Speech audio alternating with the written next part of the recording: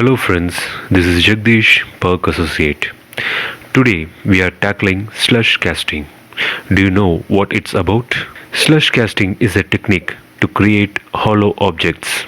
We pour liquid material into a mold, let it partially set, and then pour the excess out. That's the trick. It forms a shell great for making things like lightweight sculptures or props. The molten metal used in slush casting is resin or plaster. For me, the best option is resin because it's easy to handle and sets quickly.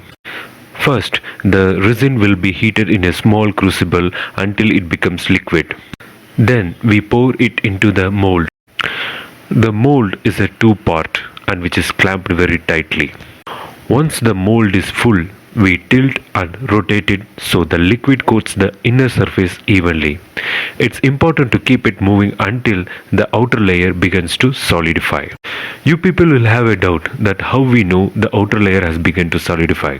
The answer is you will notice the material thickening along the edges. So that's when you pour out the excess before the whole thing hardens. In slush casting, timing is key. Too soon, it won't coat. Too late, it's stuck. If process goes wrong, then there is no issue. We melt it down and start over. Mistakes are part of the process.